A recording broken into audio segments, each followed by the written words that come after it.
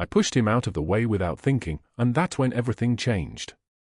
The words hung in the underground poker room like smoke, like a confession that could not be taken back. The space beneath Boston's Federalist Hotel reeked of cigar smoke and whiskey, green felt tables glowing beneath brass lamps so old their patina told stories of 100,000 hands played in shadow. Armed guards in tailored suits stood at every steel door, their eyes tracking movement with the precision of men trained to recognize death when it walked through a room. 3 bodyguards flanked Alessandro Ferraro at the center table. Stacks of cash rose like monuments. Chips clicked against chips. His suit cost more than Lena Reynolds made in 6 months, the fabric Italian, the cut perfect, his hand steady as stone as he evaluated his cards. The winter night outside was so clear the frost formed patterns on the ventilation shafts. Stars hung above Boston like diamonds. The city breathed cold into every corner. Then the warehouse doors exploded inward. Muzzle flashes lit the darkness like lightning striking again and again and again. Gunfire shredded the air. The sound was everything, percussion and chaos and the terrible knowledge that bullets do not discriminate. 3 bodyguards dove for cover. Guards at the doors returned fire. The poker chips scattered across the felt like they weighed nothing at all. Lena was standing near the staircase exit because she had been trying to make herself invisible, as she always did. She carried $34 in her pocket. She had 3 days to find $300,000 or everything would be taken from her. The money or the deadline or both seemed equally impossible when you stood at 5'4" and weighed 112 pounds and had nowhere left to run. Her body moved before her mind could catch up. She threw herself between the gunfire and Alessandro Ferraro's chest. Pure instinct. Pure animal survival redirected into something else entirely. Her shoulder drove into him and he went backward, down, protected. The concrete staircase beneath her feet cracked and gave way. Bullets tore through the air where she had been standing. The edge of a metal step caught her ribs as she tumbled downward into darkness. Pain exploded through her chest like a detonation. She came to rest at the bottom, gasping. Unable to breathe. Unable to move. The sound of gunfire continued for 7 more seconds, then stopped with the abruptness of a door slamming shut. Silence flooded in to replace it. Above her, footsteps. Shouting. Then Alessandro Ferraro's voice, deep and solid like an oath, cutting through everything, "Find her. Now."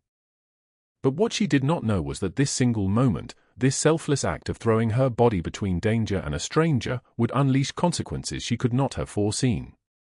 Within 48 hours, Derek Collins would be led out in FBI handcuffs with a 40-year federal sentence. Evelyn Blackwell's empire would crumble like ash. Everything built on exploitation would collapse. All because Lena Reynolds had chosen to act instead of hide.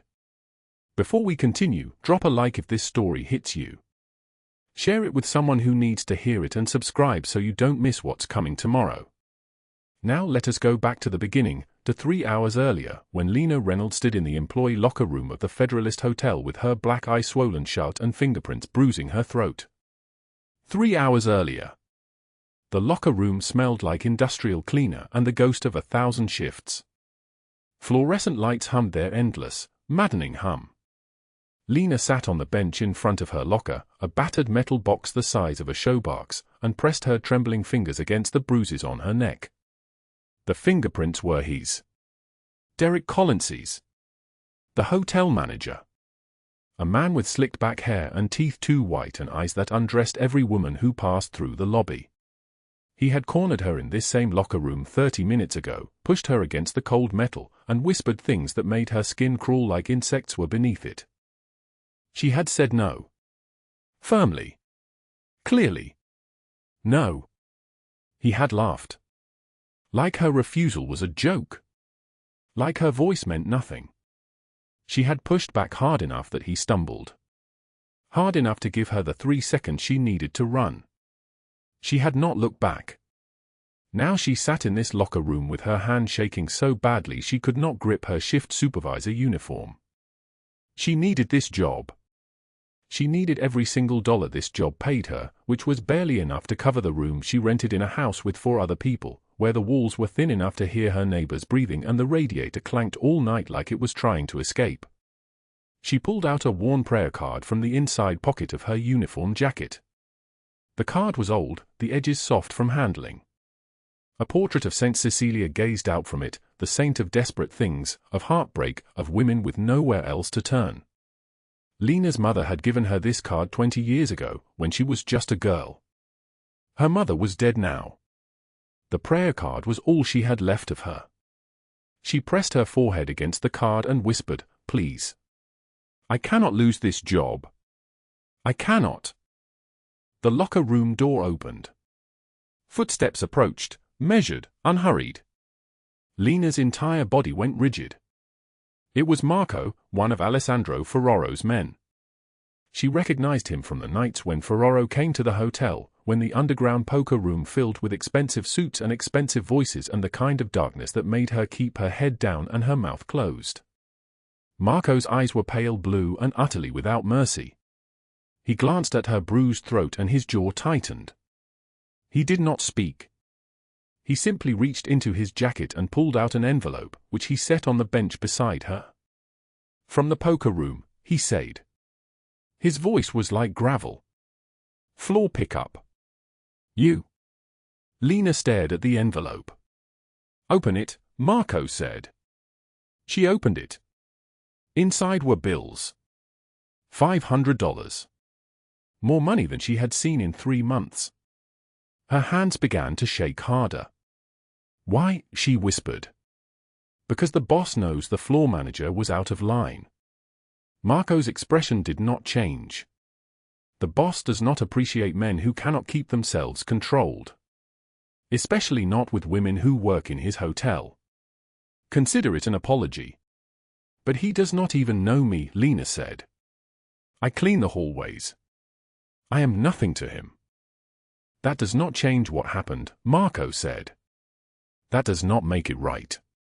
He turned and walked out, leaving her holding $500 in trembling hands. She sat there for a long time, just breathing. Just trying to understand what had happened. What kindness looked like when it came from the underground world where men carried guns and wore suits that cost more than everything she owned. Where vengeance was a currency and loyalty was written in blood. She thought about her late husband. About the $300,000 he had left behind, a debt that belonged to Evelyn Blackwell, the hotel owner. Evelyn, who had smiled and explained that the debt would be forgiven if Lena simply found ways to be useful. If she became cooperative. If she understood how the world actually worked for women like her. Derek Collins was Evelyn's instrument for that understanding. The $500 sat in her palms like a miracle.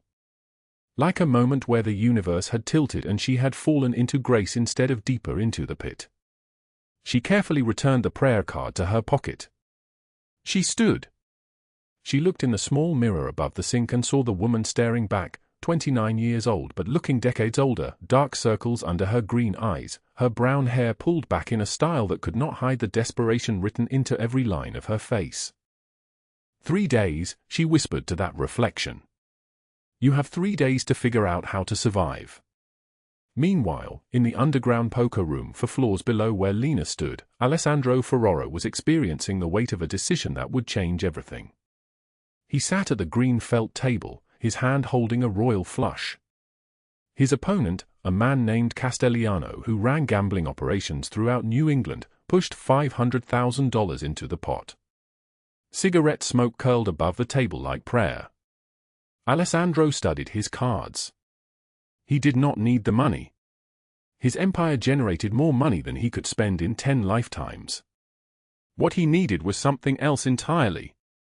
Something $500,000 could not purchase. 2 weeks ago, his daughter Lily had been walking home from school on Boylston Street.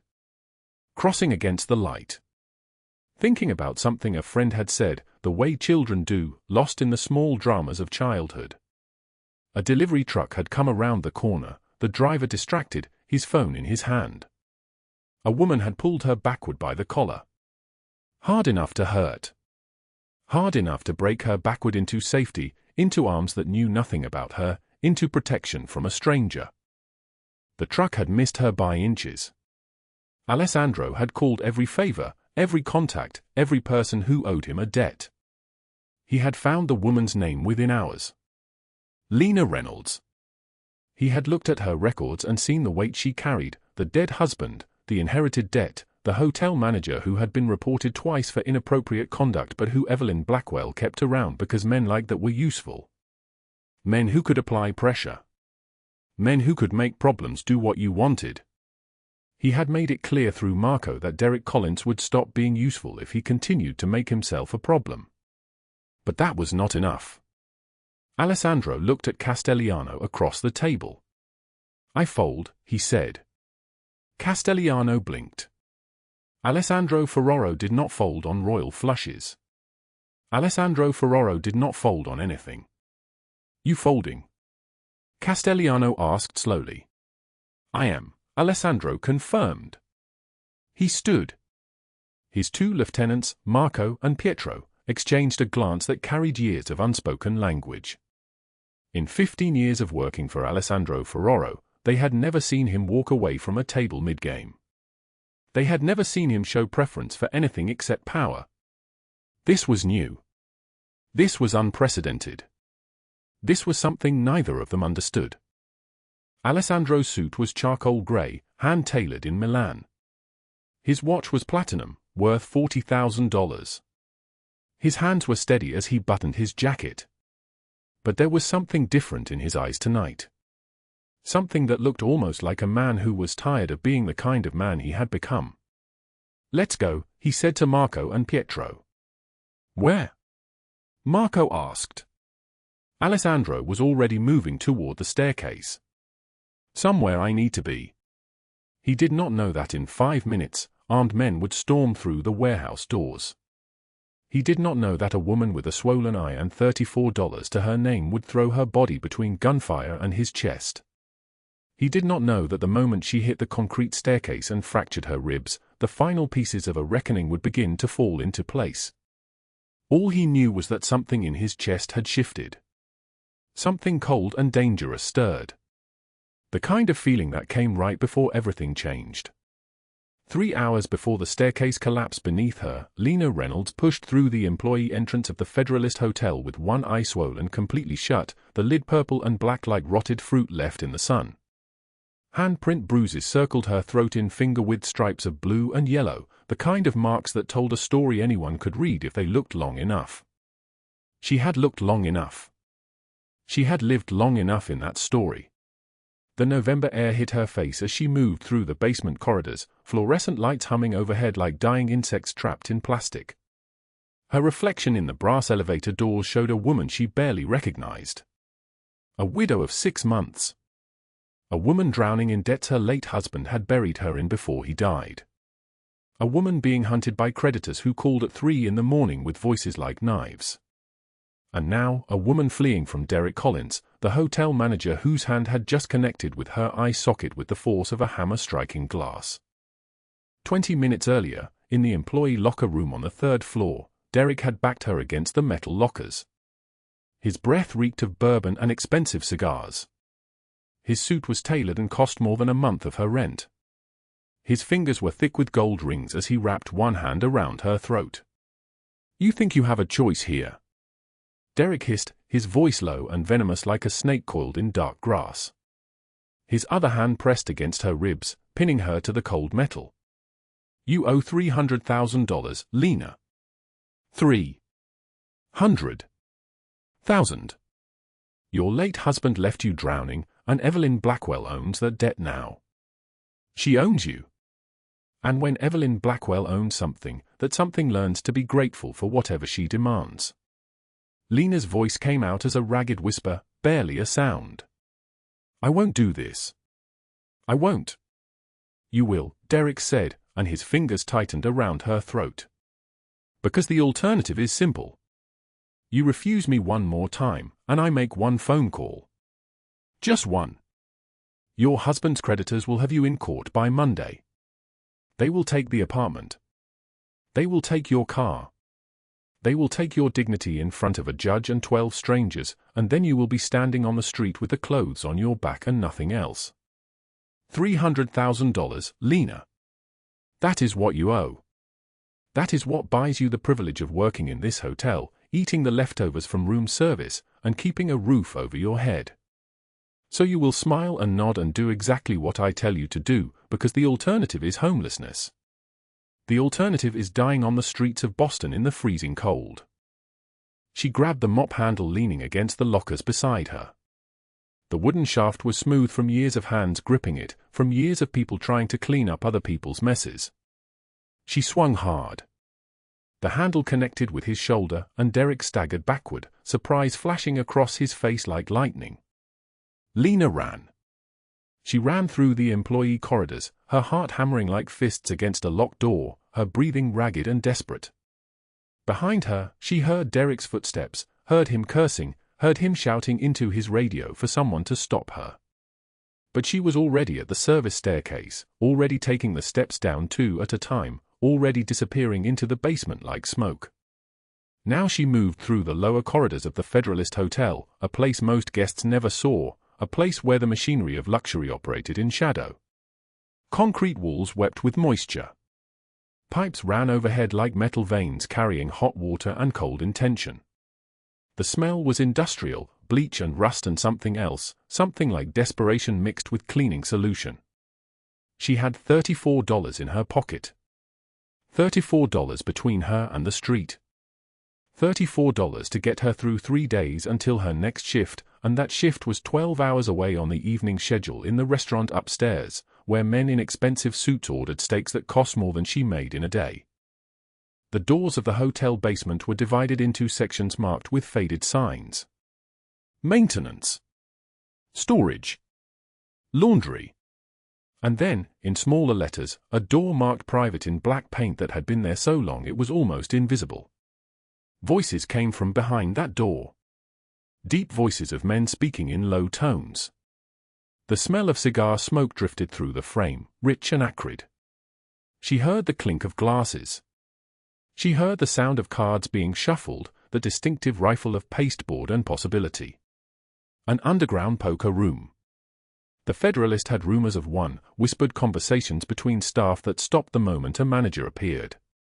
A place where serious money moved hands in the darkness. A place where men like Derek Collins served drinks and fetched things for people far more important than himself. Lena made a choice that would change everything. She pushed through the private door. The underground poker room existed in a kind of perpetual twilight, lit by hanging lights of frosted glass that cast everything in shades of amber and shadow. The air was thick with cigar smoke, a blue haze hanging like storm clouds over the felt tables. There were 6 tables arranged in a hexagon, and 4 of them were occupied. Armed men in dark suits stood at the perimeter, their hands resting on their belts, their eyes tracking every movement like predators watching wounded prey. The cash on the tables was staggering. Stack upon stack of $100 bills, organized in neat towers. She had never seen so much money in her life. Not in person. Not in a place where it was treated as casually as napkins.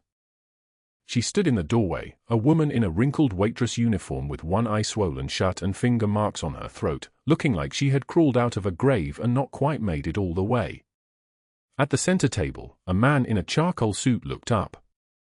He was tall, broad-shouldered, built like the violence that had shaped his life was written into his bones.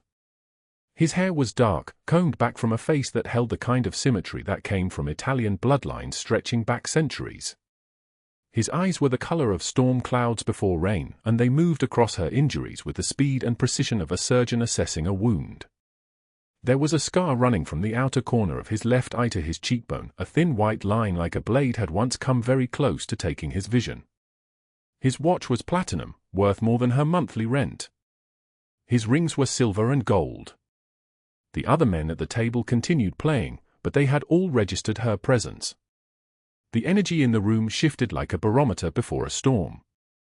The underground poker room is not a place for employees seeking tips, the man said.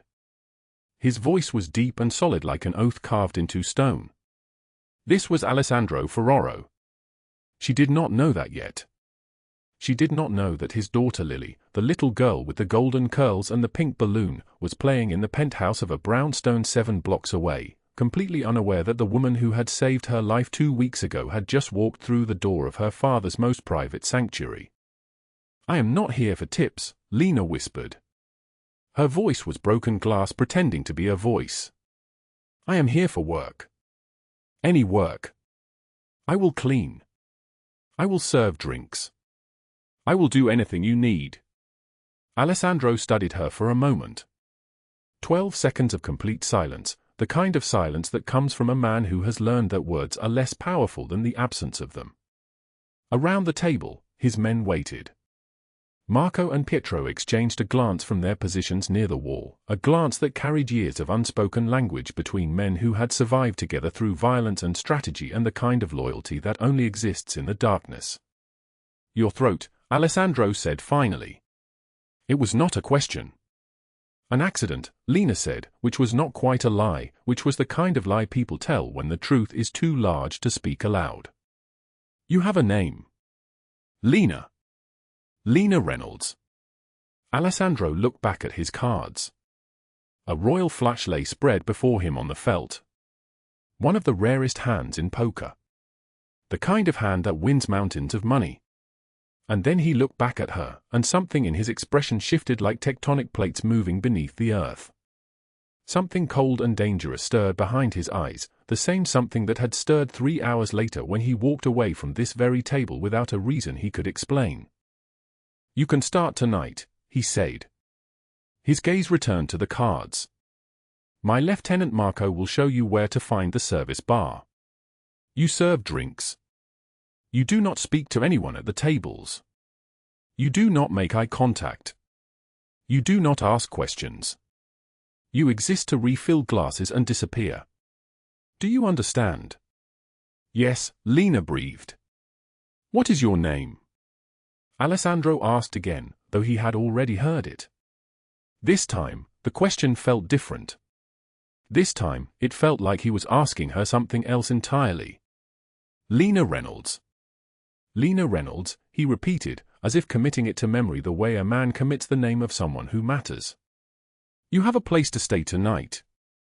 The question hung in the air like smoke. Lena hesitated.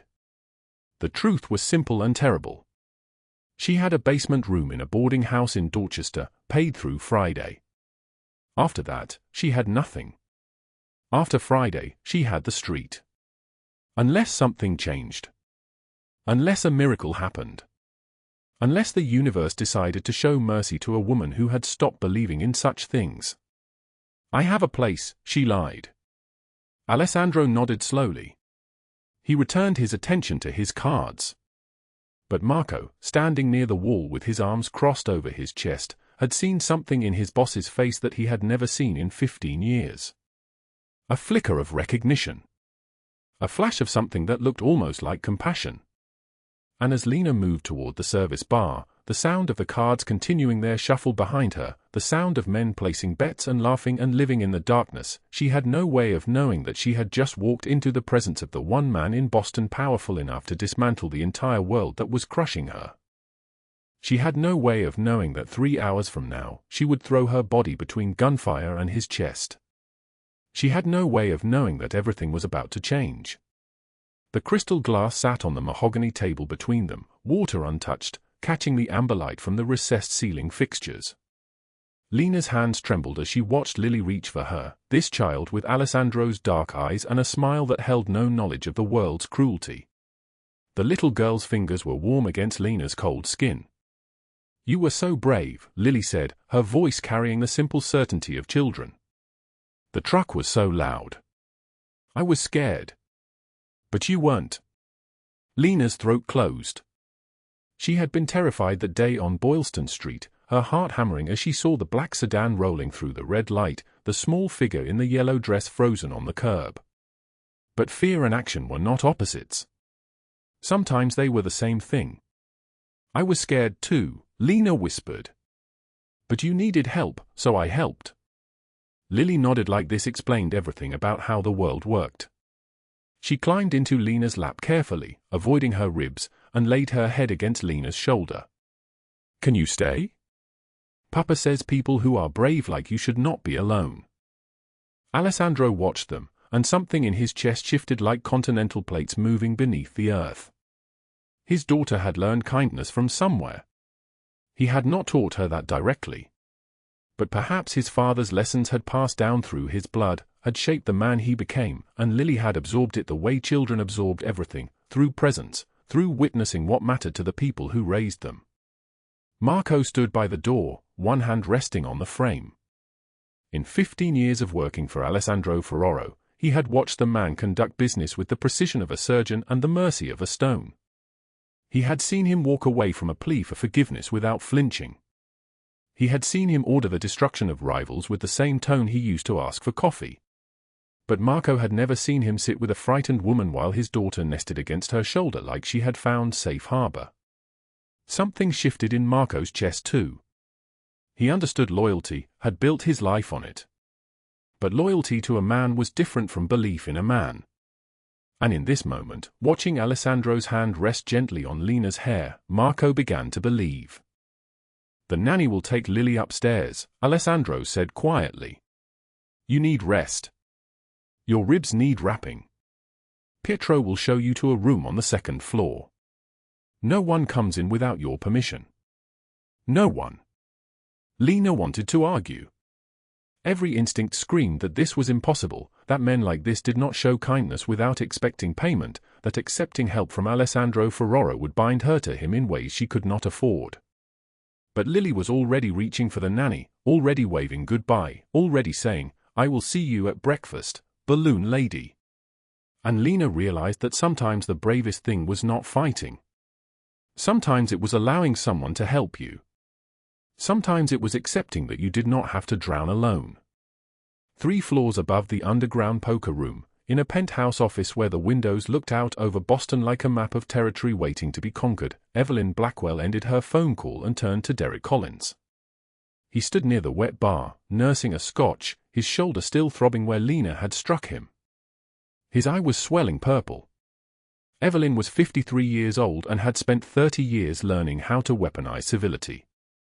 Her silver hair was arranged in a chignon that had taken her colorist 4 hours to perfect. Her nails were the color of old blood. She wore a Chanel suit that cost more than Lena Reynolds earned in a year, and every thread of it was designed to communicate that she occupied a different plane of existence than desperate people. "You allowed yourself to be humiliated," Evelyn said, not looking at Derek. She was reading something on her phone, her expression unchanged. "Alessandro Ferraro stepped between you and your own employee. In front of his men. In front of witnesses." Derek's jaw clenched. "He doesn't know her. He won't care about her after tonight. Won't he?" Evelyn set her phone down and finally looked at Derek. Her eyes were the color of ice water. Alessandro Ferraro just paid attention to a woman for the first time in years. "My sources tell me he invited her into that poker room. My sources tell me his daughter was brought down to meet her. Do you understand what that means, Derek?" Derek said nothing. "It means," Evelyn continued, rising from her desk and walking to the window, "that our little waitress has made a very powerful friend. Which means we have a small problem that needs solving quickly." She turned back to him, silhouetted against the Boston skyline. The 3-day deadline was a courtesy. A test, really. I wanted to see if she would break easily or if she would fight. It appears she has someone fighting for her now. So what do we do? Evelyn smiled. It was not a kind expression. We accelerate. You're going to call her. Tell her the deadline has been moved up to tomorrow at midnight. 24 hours instead of 3 days. Tell her if she doesn't have the full $300,000 by then, her name goes to every debt collector in New England, and they will take everything. Her apartment, her car, they'll garnish her wages until she's 70 years old. Tell her it's over. Derek pulled out his phone. His hands were shaking slightly. One more thing, Evelyn added, her voice dropping to something sharper, more dangerous. If she goes running to Alessandro Ferraro for the money, we release the footage. You know which footage I mean. Derek did. 6 months ago, after Michael Reynolds died, Lena had come to Evelyn's office to beg for an extension. Evelyn had recorded her desperation, had captured the moment when Lena broke down crying, when she admitted she had considered taking her own life. It was the kind of footage that, released to the right journalists, would paint Lena as unstable, unreliable, a woman who could not be trusted. It would transform her from victim to liability. It would make her toxic. Distribute it to 3 news outlets, Evelyn said, if and when she accepts help from Ferraro. By tomorrow evening, she will be so radioactive that he'll have no choice but to cut her loose. And then she'll be ours to finish. The rain began to fall outside the penthouse windows, Boston disappearing into sheets of water. The city below was full of people making impossible choices, and Evelyn Blackwell had made a career out of ensuring those choices became fatal. Derek dialed Lena's number. 2 floors below, in a room on the 2nd level of the hotel, Lena lay in a bed that felt like sleeping on a cloud. The sheets were Egyptian cotton, the pillows filled with down. The pain in her ribs had been wrapped tight by a doctor Alessandro had summoned, a doctor who asked no questions and who had treated Lena with the quiet professionalism of someone used to attending to the boss's emergencies. She had fallen asleep listening to the rain against the windows, her body finally relaxing into safety for the first time in weeks. She did not hear her phone buzzing on the nightstand until it had rung 4 times. The caller ID said Derek Collins. Lena's entire body went cold. She answered, not because she wanted to, but because not answering would only delay whatever was coming. "Congratulations," Derek's voice came through, slurred and bitter. "You've impressed the wrong man. Evelyn's moving up the deadline. 24 hours. Midnight tomorrow. You have 1 day to produce $300,000 or she's going public with everything." Lena's hand gripped the phone so hard her knuckles went white. "Derek, I don't care what you have to say," Derek continued. "But here's the real warning, if you try to get Ferraro to pay it for you, we release the footage. All of it. Every moment of your breakdown, every time you cried about wanting to kill yourself, it all goes out to every news outlet in the city. You'll be finished. You'll be unemployable. You'll be nothing." The line went dead. Lena sat in the darkness of the luxury room, surrounded by everything she had never had, and understood that proximity to safety was not the same as safety itself. The trap was closing. The walls were tightening. And now she had a choice that would determine everything: accept help and lose her reputation, or reject help and lose everything else. The rain fell harder against the windows. In the walls of the Federalist Hotel, 2 powerful forces were beginning to recognize each other. Neither of them yet knew that by midnight tomorrow, one would be destroyed. The 24 hours that followed were the longest of Lena Reynolds' life. She sat in the hospital room as afternoon light slanted through the windows, her ribs wrapped so tight she could barely breathe, her left eye still swollen purple and yellow. The police had come and gone. The doctors had stitched her up and sent her home with pain medication she couldn't afford to fill. Now she watched the news on the small television mounted in the corner, saw her own face flashing across the screen, not as a victim, but as a predator. "Local woman accused of manipulating Ferraro for financial gain," the headline read. Social media had already turned vicious. Photographs of her with Lily, innocent moments in the park, were being reframed as calculated schemes. Anonymous accounts posted articles claiming she'd staged the warehouse rescue to gain sympathy. One commenter had written, "She's a professional gold digger preying on a grieving widower." Lena's phone sat dark on the nightstand. She'd stopped answering it 3 hours ago. The photographs on the news weren't what cut deepest. It was the email that arrived at 4 in the afternoon, forwarded from a news outlet that had somehow gotten her address. It was from Evelyn Blackwell herself. "Dear Ms. Reynolds, it has come to our attention that you have been attempting to extort funds from Mr. Ferraro through emotional manipulation and fraudulent injury claims. We are prepared to release evidence of your financial desperation, your mental health crisis, and your calculated seduction of a vulnerable man. Unless you withdraw all claims against my company and sign an NDA prohibiting you from ever discussing Mr. Ferraro or the Federalist Hotel again, we will release this information to every news outlet in Massachusetts. You have until midnight tomorrow to comply. Signed, Evelyn Blackwell, CEO." The words blurred as Lena read them a second time, then a third. There was an attachment. With trembling fingers, she opened it. It was footage. Security camera video from inside the Federalist Hotel's employee locker room, the moment Derek had cornered her 2 weeks before. The moment she had refused his advances and he had grabbed her throat. The angle was perfect, it captured her gasping, struggling, her face registering genuine terror, but the timestamp had been altered. The date stamp showed it as happening yesterday, not weeks ago. Evelyn had doctored the video to make it look like Lena had staged her own assault. The fabrication was obvious to anyone who looked closely, but in the age of viral allegations and 30-second attention spans, nobody would look closely. They would simply see a woman claiming victimhood while security footage contradicted her timeline. Lena's entire body went cold. The phone rang then, the sound cutting through the hospital room silence like a blade. She stared at the caller ID, Derek Collins.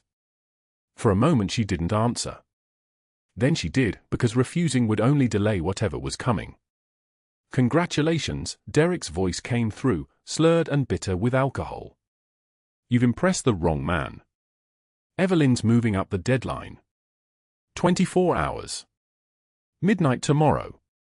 You have 1 day to produce $300,000 or she's releasing the doctored footage along with genuine mental health records she somehow obtained.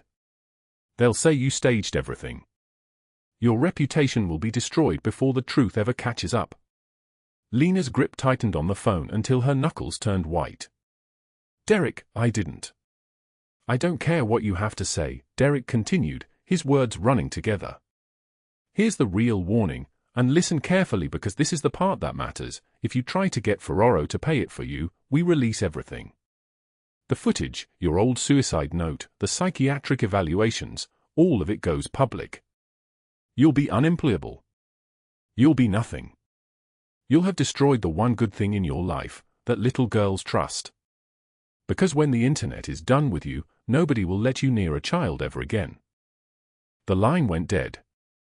Lena sat in the luxury hospital room, surrounded by equipment and comfort she had never imagined possessing, and understood a terrible truth: proximity to safety was not the same as safety itself. The trap was not just closing. It had already closed. She was inside it, and the walls were tightening with every passing hour. She had $11 in her pocket. $11 to her name. The Charles River was 2 miles away. Lena found herself thinking about it as the sun set over Boston, painting the sky in shades of gray and deeper gray. Black water under black sky. How cold would it be in late November? How long would it take? The thought arrived not as despair but as logic, a simple mathematical solution to an unsolvable equation. No more debt. No more harassment.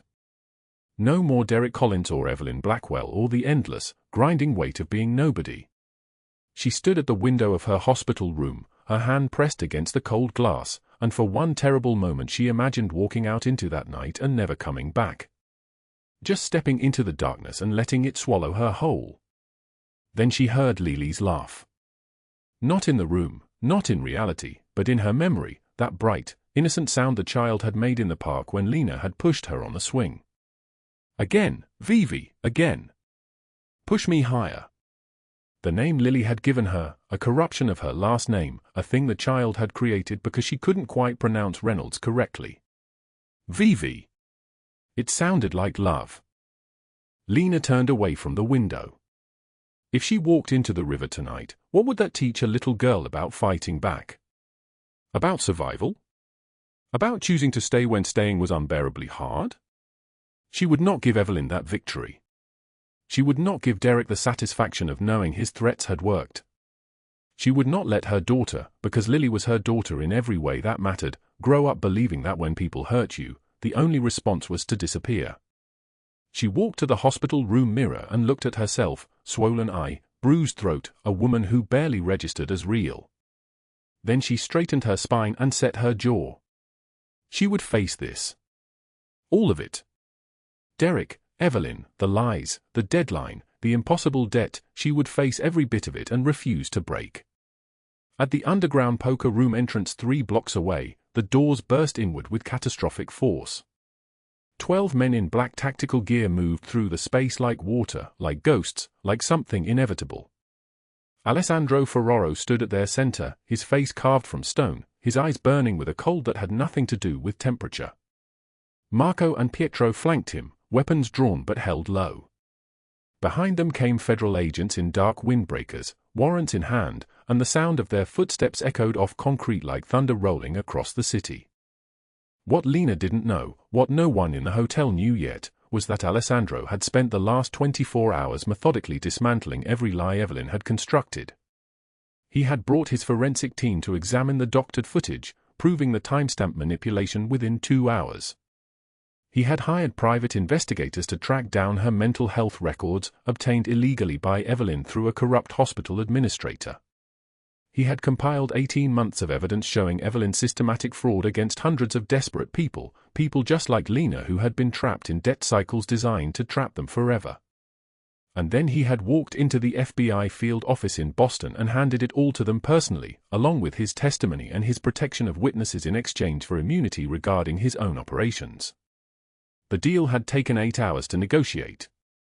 The FBI didn't care about Alessandro Ferraro's business. They cared about Evelyn Blackwell, who had destroyed more lives through white-collar crime than most mobsters destroyed through violence.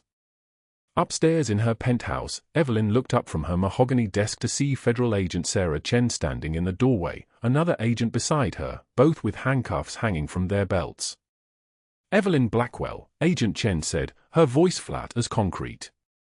"You're under arrest for racketeering, wire fraud, extortion, conspiracy to commit fraud, theft of medical records, and conspiracy to commit defamation." The color drained from Evelyn's face in stages. First her cheeks, then her lips, then the flesh around her eyes. She reached for her phone with a shaking hand. "I have lawyers. I have connections." "I have?" "You have 47 federal counts," Agent Chen interrupted. "Your lawyers are already in custody on charges of conspiracy. Your accounts have been frozen as of 6 minutes ago. Every property you own is being seized. Every company you control is under federal investigation. You're finished, Ms. Blackwell." Evelyn's entire body began to shake. She looked like a bird with broken wings, like something that had been stripped of every feather and left naked against the cold.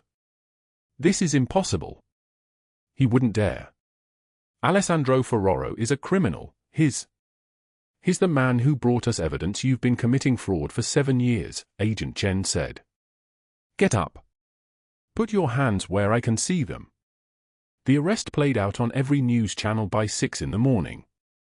Evelyn Blackwell, CEO of Federalist Properties, in a cream-colored Chanel suit that suddenly looked absurd, being led from her penthouse in handcuffs, her silver hair disheveled, her perfectly constructed image crumbling on live television. 40 years in federal prison. 40 years. The cameras caught every moment of her public disintegration, her face going white, her mouth opening and closing like something drowning. But Evelyn's arrest was only the beginning. 3 blocks away, in the underground parking garage of the Federalist Hotel, Derek Collins made his move. He'd heard the sirens, seen the federal agents moving through the building, and panic had overridden every other instinct. He ran. His feet pounded against concrete, his breath coming in ragged gasps, one hand clutching his car keys. He made it to his vehicle, a used Honda Civic that represented his only remaining asset, and had the key in the ignition when strong hands grabbed him from behind. Marco and Pietro didn't say anything. They simply moved with the efficiency of men who had done this before, who understood the language of physical restraint and consequence. Derek hit the concrete hard, his palms scraping raw, his face cracking against the bumper of his own car. Federal agents were there in seconds, pulling him up, reading him his rights in voices that contained no emotion whatsoever. "Derek Collins, you're under arrest for assault, sexual harassment, extortion, conspiracy, and 23 counts of sexual harassment against other employees of the Federalist Hotel." Derek's face crumbled. Tears and snot ran down his chin as they forced him to his feet, as they cuffed his wrists, as they led him toward the waiting transport vehicle. He tried to bargain, to negotiate, his voice breaking into sobs. "Please, I was just doing what Evelyn told me. I didn't want to. I'm sorry. I'm sorry." But no one was listening anymore. Derek Collins had stopped being a person with agency. He had become a case number, a folder in a filing cabinet, a statistic in the growing pile of men who had discovered too late that their power was temporary. In the underground poker room, Lena watched it all unfold on the security monitors that lined the wall. She couldn't process the speed of it, the impossibility of watching everything collapse in real time. Alessandro stood beside her, his hand resting lightly on her shoulder, his body radiating controlled fury. "They hurt you," he said quietly, his voice steady as stone. "Nobody hurt someone under my protection. Not Derek Collins. Not Evelyn Blackwell. Not anyone." "But the news stories," Lena said, tears streaming down her face. "The lies about me, the footage." "Already retracted," Alessandro said. "Every journalist who printed those lies has been shown evidence of the timestamp manipulation. Your name is being cleared in real time. By tomorrow morning, the narrative will have completely reversed. Evelyn Blackwell will be the story, not you." Lena turned to face him, her entire body shaking. "Why? Why would you do all this for someone like me? Someone nobody." Alessandro's expression softened in a way that made her breath catch. He reached up and gently touched her bruised cheek, his fingers careful as if she might break. "Because 17 years ago, rival mobsters murdered my father in front of me," he said quietly. "I was 17 years old and I hid in a closet while they shot him. Since that night, I have built my entire empire on vengeance and protection for the people who belong to me. But somewhere along the way, I forgot what it meant to protect someone without expecting anything in return. You reminded me of that. You saved my daughter with no agenda, no angle, no profit motive. Just pure, selfless courage. And when those men came through the warehouse doors, you threw your body between the bullets and me. You were willing to die for a man you barely knew." He stopped, his voice catching. "That kind of loyalty, that kind of love without conditions, I haven't seen that since my father died." The monitors behind them flickered with images, Evelyn being led into a federal holding facility, Derek being transported to a detention center, their assets being catalogued and seized, their empires dismantling brick by brick. Justice, Alessandro had decided, was not death. Death would have been too quick, too easy, too merciful. This, public humiliation, total destruction, years in federal prison watching their power evaporate, this was justice. And for the first time in weeks, Lena Reynolds breathed without fear. The frost-covered common stretched beneath them like a painting, the city lights reflecting off ice-laden branches, and Lena Reynolds stood in the window of Alessandro Ferraro's brownstone wondering how a woman who'd once counted pennies on a basement floor had arrived in a home that cost more than she'd earned in 10 lifetimes. 6 weeks. It had taken 6 weeks for the bruises to fade from purple to yellow, for her ribs to stop screaming with every breath, for the nightmares about falling through darkness to become less frequent. The collarbone still ached when the wind turned cold, a constant reminder of the moment her body had thrown itself between Alessandro and a hail of bullets. She ran her fingers along the window frame, tracing the frost patterns. Outside, Boston slept under a blanket of white. Inside, a fire crackled in the marble fireplace, and somewhere upstairs, Lily's nightlight cast a soft glow beneath her bedroom door. Alessandro appeared in the doorway like he always did, moving with the controlled grace of a man who'd learned long ago that power whispered rather than shouted. He wore dark slacks and an open white shirt, sleeves rolled to the elbows, and his dark eyes, the color of storm clouds before rain, found her immediately. The scar that ran from his left eye to his cheekbone caught the firelight, a permanent map of violence he'd survived at 17 when rivals murdered his father in front of him.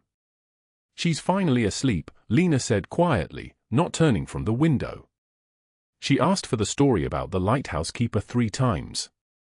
Alessandro smiled, and it transformed his entire face.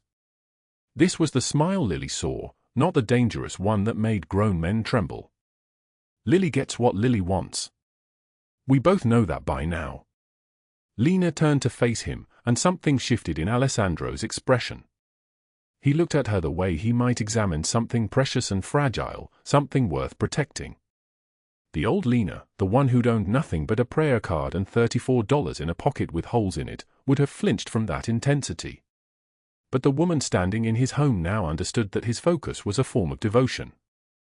Derek Collins was sentenced today, Alessandro said, crossing the room until he stood beside her at the window. His voice carried the weight of finality. 40 years in federal prison. Evelyn Blackwell received 42. Lena's hand moved to the prayer card she kept in her cardigan pocket now, worn from constant touching, the edges soft from months of handling. St. Jude. Patron saint of lost causes.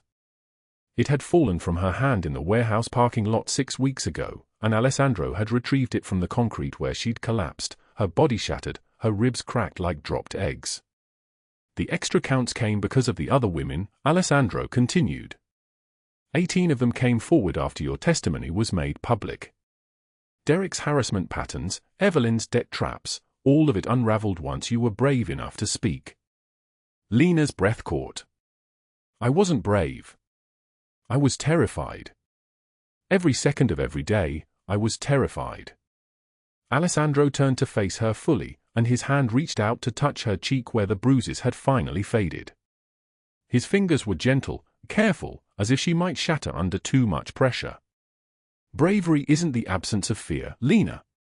It's acting despite it. You pushed me out of the way knowing you'd fall. You survived Derek knowing he could destroy you. You walked away from the Longfellow Bridge on the night you wanted to jump, knowing you had nothing and no one. That's courage. She looked up at him, this man who ruled Boston's underworld with an iron fist but had learned to soften his hands for her. Why did you stay with me in that hospital? Your empire needed you. Your business. My business, Alessandro interrupted quietly, has been waiting 15 years to teach me something I'd forgotten.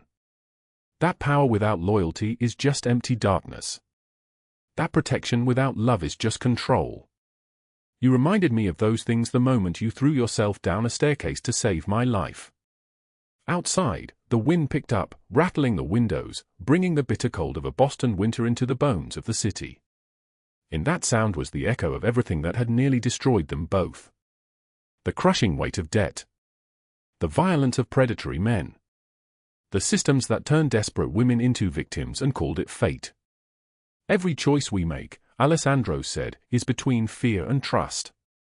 Between closing ourselves off or opening our hearts. You chose trust when you'd given every reason to choose protection. You saved my daughter without knowing who she was. You saved my life without knowing what I could offer in return. Most people calculate risk before they act, Lena. You acted, and then you healed, and then you chose to stay. Lena's fingers found his and intertwined, palm to palm, her hand looking impossibly small against his. I stayed because you looked at me like I was worth staying for. Like I was worth saving. The sound of Lily's voice carried down the stairs, a small, sleepy call asking for water, asking if Miss Lena was still downstairs, asking if she could have one more hug before sleep really came. Alessandro's expression softened further. He squeezed Lena's hand once and released it. Come on. She won't sleep unless we both tuck her in. As they climbed the stairs together, the worn prayer card pressed against Lena's chest, she understood that the woman who'd counted $34 in a pocket with holes, the woman who'd existed in a basement apartment with no heat and less hope, that woman was gone. She'd been destroyed on a warehouse floor, scattered across broken concrete, lost somewhere between falling and hitting bottom. But from that destruction had come something new. A woman who'd learned that salvation doesn't always arrive in expected forms. A woman who understood that the most dangerous men sometimes carried the gentlest hands. A woman who'd been rescued not because she deserved it or earned it or bargained for it, but because someone chose to see her worth when she could not see it herself. Lily's bedroom door opened as they reached the landing.